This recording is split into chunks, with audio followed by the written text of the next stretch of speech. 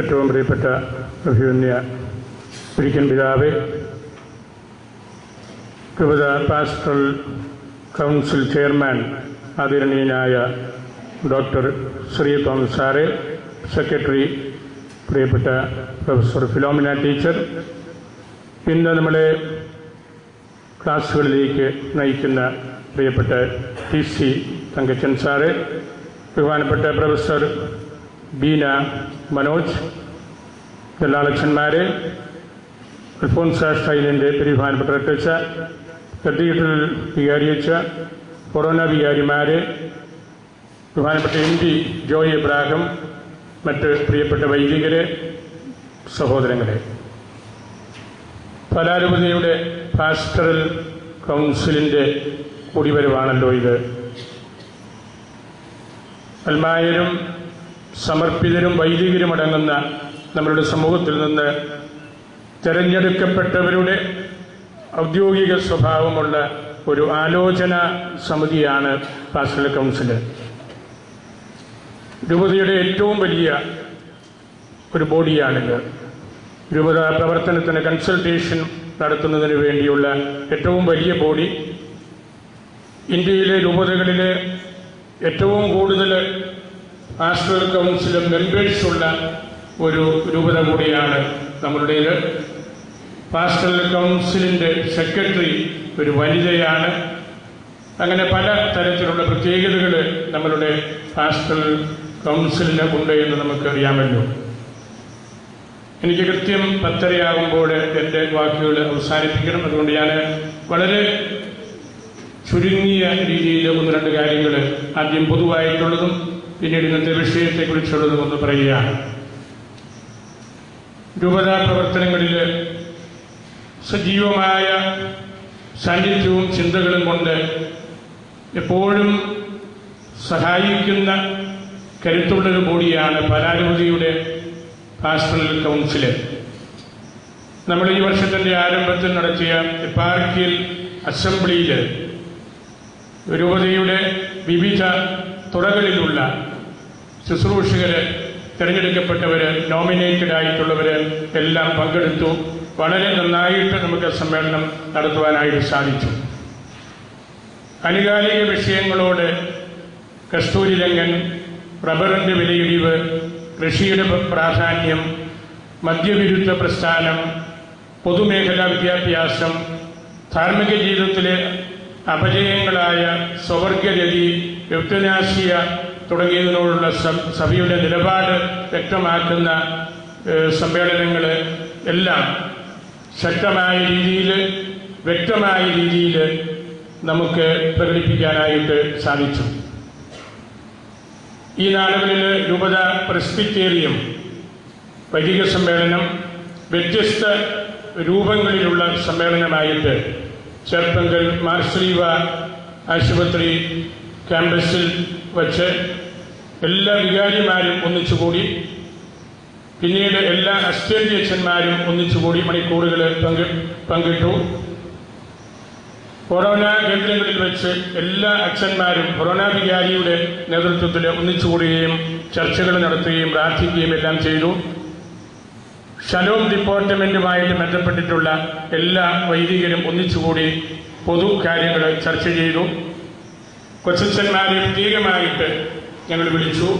ഇങ്ങനെ പല തലങ്ങളിൽ വൈദികരെ കേൾക്കുകയും അവരുടെ ചിന്തകൾ പങ്കുവയ്ക്കുകയും ചെയ്തിട്ടുണ്ട്. വളരെ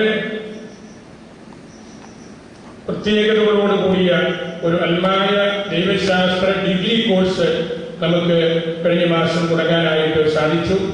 150 കുട്ടികൾ എന്ന് ഞാൻ പറയുന്നത് എല്ലാവരും പ്രായമായവരാണ്. പാർട്ടിസിപ്പൻസ് ഉള്ള ഒരു ഡിഗ്രി കോഴ്സാണ് ദൈവശാസ്ത്ര കോഴ്സ്. അത് മറ്റൊരിടത്തും അത്ര വലിയ പാർട്ടിസിപ്പേഷനോടുകൂടി ക്ലാസ്സുകൾ കാണുകയില്ല. അൽമായർക്ക് ദൈവശാസ്ത്ര വിഷയങ്ങളിലുള്ള താല്പര്യമാണ് അത് കാണിക്കുന്നതെന്ന് ഞാൻ പ്രത്യേകം എടുത്ത് പറയാൻ കൂടി ഈ അവസരം ഉപയോഗിക്കുകയാണ്. രൂപതയ്ക്കുള്ളിലുള്ള മേജർ സുപ്പീരിയേഴ്സ്, പ്രൊവിൻഷ്യൽസ് എന്നിവരുടെ സമ്മേളനങ്ങളും ചർച്ചകളും ഈ നാടുകളിൽ നടത്തുകയുണ്ടായി. രൂപത അൽമായരുടെയും വൈദികരുടെയും സമർപ്പിതരുടെയും നിസ്വാർത്ഥമായ സേവനം, സഹകരണം, സാമ്പത്തികം എന്നിവ കൊണ്ടാണ് നമ്മൾ ഏറ്റെടുത്ത CBCയായി നമുക്ക് നന്നായിട്ട് നടത്താനായിട്ട് സാധിച്ചത്. KCC ഉൾപ്പെടെ ശലോം കേന്ദ്രമാക്കി പ്രവർത്തിക്കുന്ന എല്ലാ സംഘടനകളുടെയും പൊതു സമ്മേളനം വളരെ വലിയ അൽമായ സാന്നിധ്യത്തോടുകൂടി നമുക്ക് നടത്താനായിട്ട് സാധിച്ചു. പ്രത്യേകിച്ച് മൗണ്ട് നേമോ കേന്ദ്രമാക്കി നടത്തിയ യൂത്ത് സമ്മേളനം, ദളിത് കത്തോലിക്ക സഹോദരന്മാരുടെ സമ്മേളനം, എൽഡേഴ്സ് ഫോറം, മുതിർന്നവരുടെ സമ്മേളനം എല്ലാം ഏവരുടെയും ശ്രദ്ധ ആകർഷിച്ച കാര്യമാണ്. വിശുദ്ധ അൽഫോൻസാമയുടെ തിരുനാള് ഉണർവുള്ള ആത്മീയതയോടും വർദ്ധിച്ച ജനപങ്കാളിത്തത്തോടും കൂടി ഈ വർഷം നടത്താനായിട്ട് നമുക്ക് സാധിച്ചു. സഭാതലവൻ മേജർ ആർച്ച് ബിഷപ്പിന്റെ സാന്നിധ്യം ഉണ്ടായിരുന്നുവെന്ന് നിങ്ങൾക്ക് എല്ലാവർക്കും അറിവുള്ളതാണല്ലോ. രൂപതയ്ക്ക് ഏറെ അനുഗ്രഹവും കരുത്തും അതുവഴി കിട്ടിയിട്ടുണ്ട് എന്ന് നമുക്കറിയാം. നമ്മുടെ രൂപത മൈനർ സെമിനാരിയിൽ 53 കുട്ടികളും നമ്മുടെ രൂപത സെമിനാരിക്കാരിൽ കോളേജ് വിദ്യാഭ്യാസം നടത്തുന്ന 45 കുട്ടികൾ നമുക്കുണ്ട്. രൂപതയുടെ ചരിത്രത്തിൽ ആദ്യമായിട്ടാണ് 45 വൈദിക വിദ്യാർത്ഥികൾ നമ്മുടെ കോളേജിൽ സെക്യുലർ വിദ്യാഭ്യാസം നടത്തുന്നത്. ഇത് വളരെ വളരെ പോസിറ്റീവായിട്ടുള്ള ഒരു ഗുണം വൈദിക വിദ്യാർത്ഥികൾക്കും അവരുടെ സാന്നിധ്യം വഴി നമ്മുടെ കോളേജിനും അല്ലെങ്കിൽ കോളേജുകൾക്കും ഉണ്ടാകുമെന്ന് ഞാൻ ഉറച്ച് വിശ്വസിക്കുകയാണ്. പാസ്റ്ററൽ കൗൺസിലിന്റെ ഏറ്റവും വലിയ ഉത്തരവാദിത്വം നമ്മൾ പരസ്പരം എല്ലാവരും ഓൺ ചെയ്യുന്നു എന്നുള്ളതാണ്. നമ്മളെല്ലാവരും ഒറ്റ ലക്ഷ്യത്തോടുകൂടി ഒരേ ആഗ്രഹത്തോടുകൂടി പ്രവർത്തിക്കുന്നു. വൈദികനും അൽമായരും രൂപതാധ്യക്ഷനും രൂപതാധ്യക്ഷന്റെ സഹപ്രവർത്തകരും നമ്മളെല്ലാവരും പരസ്പരം ഓൺ ചെയ്യുമ്പോഴാണ് നമുക്ക് വളരാനായിട്ട് സാധിക്കുന്നത്. നിങ്ങളുടെ സജീവമായിട്ടുള്ള താല്പര്യം ഞാൻ ഒരിക്കൽ കൂടി ഈ അവസരത്തിൽ ഓർക്കുകയാണ്. ഇപ്പോൾ നമ്മുടെ രൂപത നടത്തിക്കൊണ്ടിരിക്കുന്ന മാർശ്രീവ ഹോസ്പിറ്റൽ പണി ഏറ്റവും വലുതും ഏറ്റവും കൂടുതൽ സാമ്പത്തികം ഉൾക്കൊള്ളുന്നതുമായ ഒരു കാര്യമാണെന്ന് ബഹുമാനപ്പെട്ട അച്ഛന്മാർക്കും സമർപ്പിതർക്കും അൽമായർക്കും എല്ലാം അറിയാം. 38 കോടി രൂപയുടെ പണികൾ നമ്മളിവിടെ നടത്തിക്കഴിഞ്ഞു. അതെല്ലാം നിങ്ങളുടെ പണമാണ്. 1 രൂപ പോലും നമ്മുടെ ബാങ്കിൽ നിന്ന് പണമെടുത്തിട്ടില്ല. അച്ഛന്മാരും അൽമായരും സമർപ്പിതരും നമ്മുടെ രൂപതയ്ക്കുള്ളിൽ നിന്ന് ഉള്ളവർ തന്ന പണം കൊണ്ടാണ് നമ്മളത് ചെയ്യുന്നത്. അത് നമ്മൾ ഭാവിയിൽ മെഡിക്കൽ കോളേജ്, മെഡിസിറ്റി ആശുപത്രി തുടങ്ങുമ്പോൾ തന്നെ പലിയേറ്റീവ് കെയർ സെന്റർ തുടങ്ങിയ വിപുലമായ കാര്യങ്ങൾ ഉൾക്കൊള്ളുന്ന രൂപതയുടെ ഒരു ചാരിറ്റി വിങ്ങാണ്. ഏറ്റവും കുറഞ്ഞ ചെലവിൽ നല്ല ശുശ്രൂഷ ചെയ്യുവാനുള്ള നമ്മുടെ വലിയൊരു തീരുമാനമാണ്. അതിലേക്ക് കൂടുതലായിട്ടുള്ള നിങ്ങളുടെ സാന്നിധ്യവും സഹകരണവും ഞാൻ ഒരിക്കൽ കൂടെ ക്ഷണിക്കുകയാണ്. നമ്മളുടെ രൂപതയ്ക്ക് 3 ഷെവലിയാർമാരെ അല്ലെങ്കിൽ സ്റ്റാൻഡ്സ് ഓഫ് ദി ചർച്ച് കിട്ടിയത് നമ്മളിവിടെ ആഘോഷിക്കുകയും ഓർക്കുകയും ചെയ്തതാണ്. നമ്മുടെ രൂപതയ്ക്ക് മാത്രം കിട്ടിയ ഒരു ഭാഗ്യമാണ്. 3 സഭാതാരങ്ങൾ ഡോക്ടർ ശ്രീ തോമസും ഡോക്ടർ A.T. ദേവസ്യായും ബഹുമാനപ്പെട്ട ജോൺ ചച്ചനമറ്റം സാറും. അവർ നമ്മളുടെ രൂപതയ്ക്കകത്തും പുറത്തും നിറഞ്ഞു നിൽക്കുന്ന അൽമായ നേതൃത്വത്തിന്റെ അടയാളമാണ് എന്നുകൂടെ പറയാൻ വേണ്ടിയായ സന്തോഷമുണ്ട്. പല രൂപത അൽമായയിലൂടെ ഒരു നേതൃത്വ വാസന കാണിച്ചവരാണ്. അൽമായ നേതൃത്വത്തിന്റെ ഈറ്റില്ലം പോലെയാണ് നമ്മുടെ സഭയുടെ ചരിത്രം നമ്മൾ പഠിക്കുമ്പോൾ പരാരൂപതയ്ക്ക് പറയാനുള്ളത്. അതിന്നും ഈ 3 വ്യക്തികളും അതുപോലുള്ള മറ്റ് സാംസ്കാരിക നേതാക്കന്മാരും വഴിയോട്ട് കൊടുക്കാനായിട്ട് നമുക്ക് സാധിക്കുന്ന ഒരു കാര്യമാണ്. നമ്മൾ ഇന്നത്തെ പഠന വിഷയം കുടുംബമാണ്, ഫാമിലി അപ്പോസ്റ്റലേറ്റ് നമ്മളുടെ രൂപതയിലും ഇടവകകളിലും തരക്കേടില്ലാത്ത വിധത്തിൽ പ്രവർത്തിക്കുന്നുണ്ട്.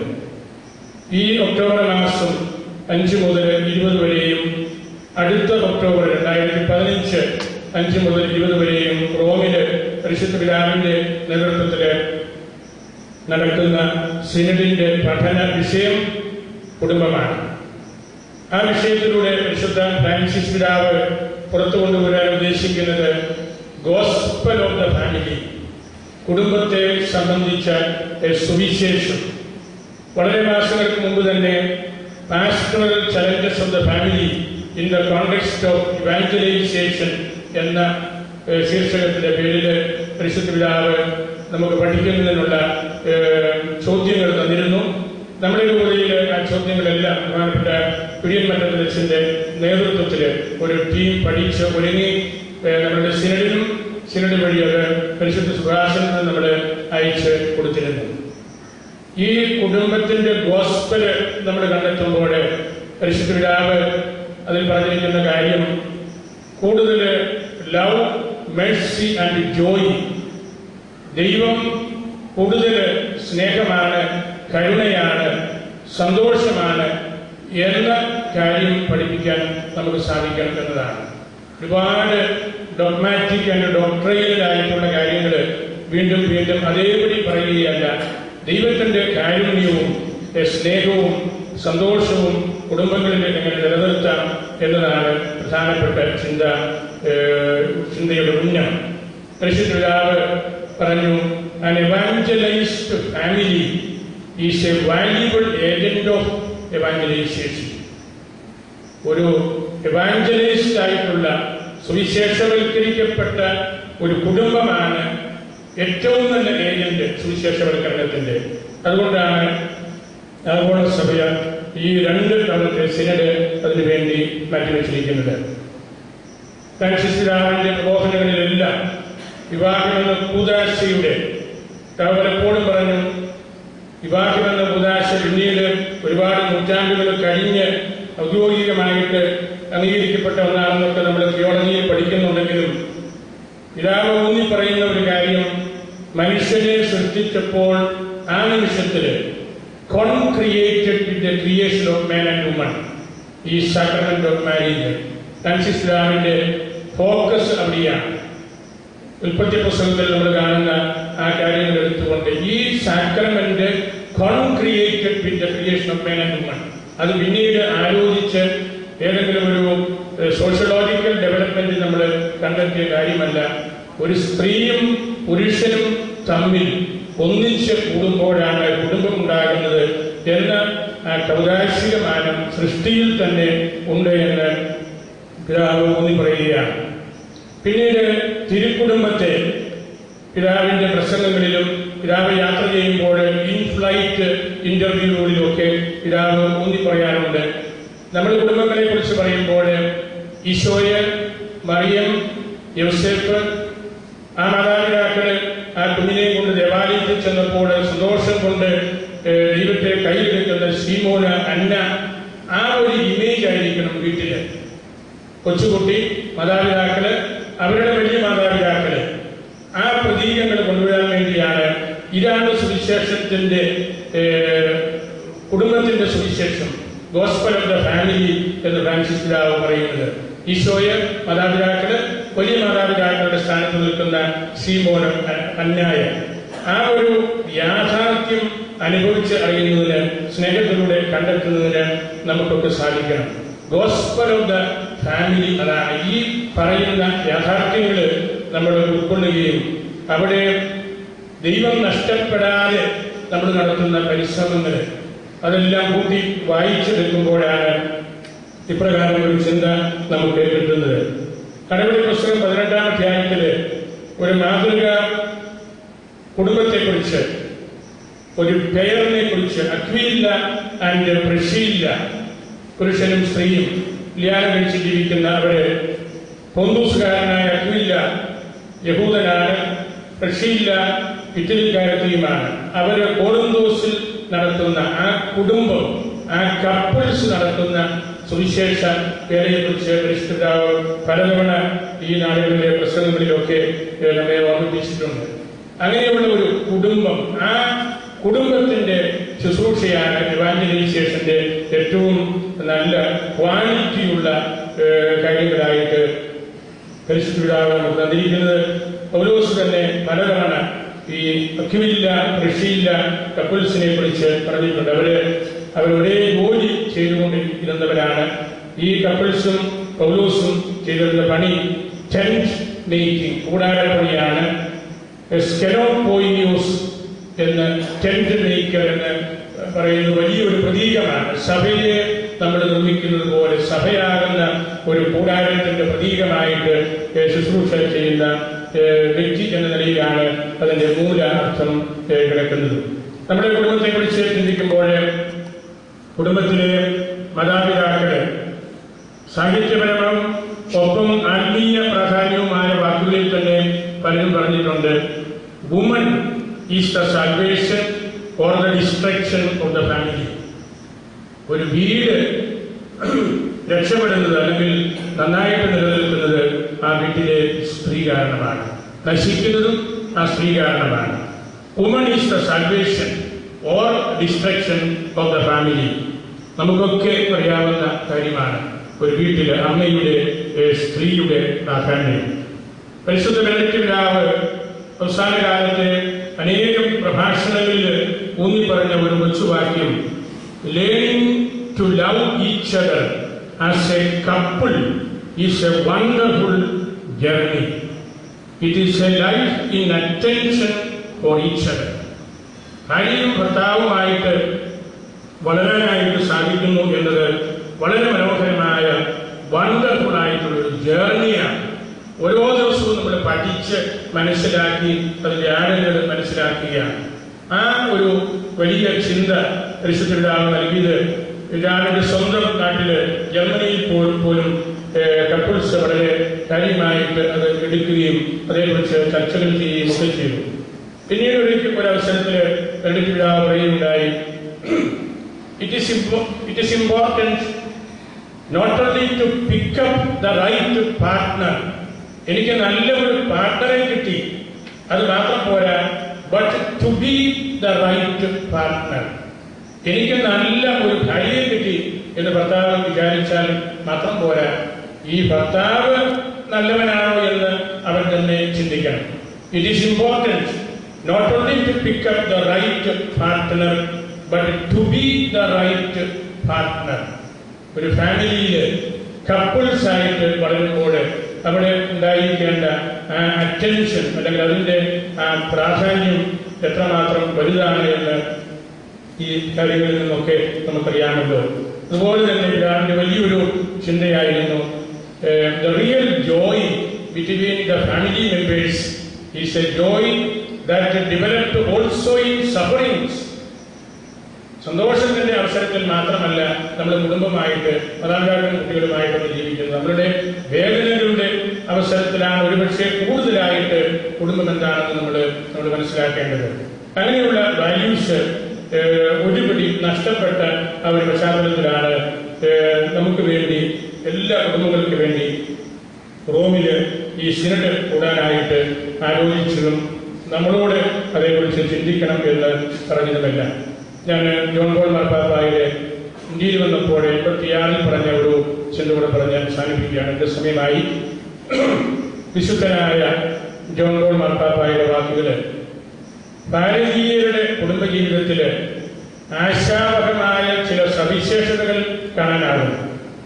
ദമ്പതിമാരുടെ പരസ്പര വിശ്വസ്തത, സ്ത്രീകളുടെ മഹത്വം പരിപോഷിപ്പിക്കുവാനുള്ള ഉദ്യമങ്ങൾ, മാതാപിതാക്കൾക്ക് മക്കളോടുള്ള സ്നേഹ ആദരവ്, വിവാഹത്തിലെ പാരസ്പര്യത്തിലെ ഉദാത്തമായ ഗുണനിലവാരം, കുട്ടികളുടെ സ്വഭാവ രൂപവൽക്കരണത്തിലുള്ള മാതാപിതാക്കളുടെ താല്പര്യം മുതലായവ. വിശുദ്ധനായ ജോൺ പോൾ മാർപ്പാപ്പ ഇന്ത്യയിൽ വന്നപ്പോൾ വളരെയധികം കപ്പിൾസ് ഒന്നിച്ചുകൂടിയ ഒരു അവസരത്തിൽ പറഞ്ഞ കാര്യമാണത്. ഞാൻ സമയപരിമിതി പോലെ ഇവിടെ അവസാനിപ്പിക്കുകയാണ്. നമ്മുടെ നായരും സമർപ്പിതരും വൈദികരും ഒന്നിച്ചിവിടെ ആയിരിക്കുമ്പോൾ നമ്മളുടെ തിരിച്ച് കുടുംബാംഗങ്ങളെ മനസ്സിലാക്കുന്ന ഒരു ഹൃദയം, ഒരു ഭാഷ നമുക്കെല്ലാവർക്കും വേണം. ഒരിക്കല് FLDC സമ്മേളനത്തിൽ മനിലായിൽ വെച്ച് ഒരു സമ്മേളനത്തിൽ അവിടുത്തെ ആർച്ച് ബിഷപ്പ് പറയുകയുണ്ടായി, ഈ ഏഷ്യൻ രാജ്യങ്ങളിലെ വികാരിമാരുടെ ഹൃദയം ഏഷ്യൻ രാജ്യങ്ങളിലെ കുടുംബങ്ങളിലെ കപ്പിൾസിന്റെ ഹൃദയം മനസ്സിലാക്കാൻ തക്കവണ്ണം വളർന്നതാണോ എന്നെനിക്ക് സംശയമുണ്ടെന്ന്. വികാരിമാരുടെ ഹൃദയങ്ങള്, ഈ കപ്പിൾസിന്റെ ആവശ്യങ്ങള്, അവരുടെ പ്രശ്നങ്ങള്, ക്രൈസിസ് മനസ്സിലാക്കാൻ തക്കവണ്ണം വളർന്നതാണോ എന്നെനിക്ക് സംശയമുണ്ടെന്ന് നിങ്ങളുടെ 200 മിഷൻസ് ഉണ്ടായിരുന്ന വേദിയിൽ അദ്ദേഹം പറയുകയുണ്ടായി. നമ്മൾ ചിന്തിക്കേണ്ട ഒരു പ്രധാനപ്പെട്ട ഒരു ലൈൻ അതുകൊണ്ട് എന്ന് ഞാൻ കരുതുകയാണ്. നമ്മൾ നല്ല ഒരു പാസ്റ്ററൽ ഫാദർഹുഡ്, ഒരു ജപാലനപരമായ പിതൃത്വം, സഹോദര്യം, മാതൃത്വം ഒക്കെ നൽകുവാനായിട്ട് നമുക്ക് സാധിക്കണം. നമ്മളുടെ ഭാഷ ഒരുപാട് ശുദ്ധീകരിക്കപ്പെടേണ്ടതുണ്ട്, വളരേണ്ടതുണ്ട്, വിശാലമാക്കപ്പെടേണ്ടതുണ്ട്. അതാണ് ഇതിന്റെ എല്ലാം അടിയിൽ കിടക്കുന്ന ഒരു പ്രധാനപ്പെട്ട കാര്യമെന്ന് പരിശുദ്ധരാക്കന്മാരുടെ പ്രബോധനങ്ങളിൽ എല്ലാം ഉണ്ട്. അതുപോലെ തന്നെ അൽമായരുടെ ഭാഗത്തു നിന്നുള്ള പ്രതികരണങ്ങളിലും അല്ലെങ്കിൽ സമീപനങ്ങളിലുമൊക്കെ മോശമായ വഴിയിലേക്ക് നീങ്ങുന്ന പ്രവണതകൾ നമ്മൾ കൂടുതലായിട്ട് കാണുന്നുണ്ട്. മദ്യപാനം ഇപ്പോഴും ശക്തമായിട്ടുണ്ട്. നമ്മൾ വളരെ ശക്തമായ രീതിയിൽ ഇതിനെതിരായിട്ടുള്ള പ്രവർത്തനങ്ങൾ നടത്തിക്കൊണ്ടിരിക്കുകയാണ്. കുടുംബ ബന്ധങ്ങൾ ഒരുപാട് തകരുന്നു. നമ്മളതെല്ലാം ഈ തുടർന്നുള്ള ക്ലാസ്സുകളിലൊക്കെ ചർച്ചയ്ക്ക് വരും. നമുക്ക് ക്ലാസ്സുകൾ നയിക്കാനായിട്ട് ഏറ്റവും പ്രഗത്ഭരായ 3 വ്യക്തികളാണ് സ്റ്റേജിലുള്ളത്. ശ്രീ തോമസ് സാർ നമ്മുടെ ഈ വലിയ പ്രസ്ഥാനത്തിന്റെ പാസ്റ്ററൽ കൗൺസിലിന്റെ ചെയർപേഴ്സണാണ്. അദ്ദേഹത്തിന്റെ അറിവും പ്രാഗൽഭ്യവും അദ്ദേഹം കേരളത്തിന്റെ അകത്തും ഇന്ത്യക്ക് അകത്തുമെല്ലാം നടത്തിക്കൊണ്ടിരിക്കുന്ന പ്രഭാഷണങ്ങളും ചിന്തകളും ഒക്കെ നമുക്ക് പരിചയമുണ്ട്. അദ്ദേഹം ആണ് ഈ മീറ്റിംഗിന്റെ അധ്യക്ഷൻ. അദ്ദേഹത്തിന്റെ പ്രോട്ടോകോളിൽ പെടുന്ന കാര്യമാണ്. പാസ്റ്ററൽ കൗൺസിലിന്റെ ചെയർപേഴ്സണാണ്. അദ്ദേഹം നമ്മളോട് വിശദമായിട്ട് സംസാരിക്കും. പിന്നെ 2 ആളുകള് പ്രൊഫസർ ദീന മനോജ് വ്യക്തിയില്ല, അദ്ദേഹം നമ്മുടെ സെന്റ് തെരേസാസിൽ ഇംഗ്ലീഷ് ലിറ്ററേച്ചർ പഠിപ്പിക്കുന്ന ആളാണ്. ജീസസ് യൂത്തുമായിട്ട് വളരെയേറെ ബന്ധപ്പെട്ട് പ്രവർത്തിക്കുന്ന മനോജ് സന്നിയുടെ ഭാര്യ. വളരെ സാമർഥ്യം ഇംഗ്ലീഷ് ഭാഷയിലും മലയാള ഭാഷയിലും എല്ലാം ഉണ്ട്. ഒത്തിരി ക്ലാസ്സുകൾ കേരളത്തിന് പുറത്തും വിദേശത്തുമൊക്കെ എടുത്തിട്ടുള്ള ആളാണ്. കൊളോക്കിയത്തില് പ്രൊഫസർ ദീനായുടെ പേപ്പർ ഉണ്ടായിരുന്നു. ബഹുമാനപ്പെട്ട DC തങ്കച്ചൻ സാറ് നമ്മളോട് സംസാരിക്കും. അദ്ദേഹം നമ്മുടെ കോളേജിന്റെ പ്രഗത്ഭനായ അധ്യാപകനാണ്. പ്രസ്ബിറ്ററൽ കൗൺസിലിനെ അഡ്രസ് ചെയ്തത് DC തങ്കച്ചൻ സാറായിരുന്നു. ഇതിനാളുകളിലൊക്കെ നമ്മുടെ പാർക്കിയ അസംബ്ലിയുടെ കാര്യത്തിലും CBCയുടെ നടത്തിപ്പിലുമൊക്കെ സാറ് വളരെ ഈടുറ്റ് സംഭാവന ചെയ്ത വ്യക്തിയാണ്. ഈ 3 വ്യക്തികളും നമ്മളോട് സംസാരിക്കും. അതിനുശേഷം നമ്മൾ ഏതാനും സമയത്തേക്ക് ഗ്രൂപ്പുകളായി കഴിഞ്ഞ് ആ വിഷയത്തെക്കുറിച്ച് സംസാരിക്കുകയും സമാപനത്തിൽ മെഡിക്കൽ പിതാവ് നമ്മളോട് ചിന്തകൾ പങ്കുവയ്ക്കുന്നതാണ്. ഞാൻ എല്ലാവരെയും കൃത്യമായിട്ട് ഇതിലേക്ക് ക്ഷണിക്കുന്നു, സ്വാഗതം ചെയ്യുന്നു. എല്ലാവർക്കും നല്ല ഉണർവുള്ള കേൾവിയുടെയും സംഭാഷണത്തിന്റെയും ഒരവസരമായിട്ട് ഈ മണിക്കൂറുകൾ മാറട്ടെ എന്ന് ആശംസിച്ച് എല്ലാവരെയും വിശുദ്ധ അൽഫോൻസാമിക്ക് സമർപ്പിച്ച് എന്റെ വാക്കുകൾ ഉപസംഹരിക്കുന്നു.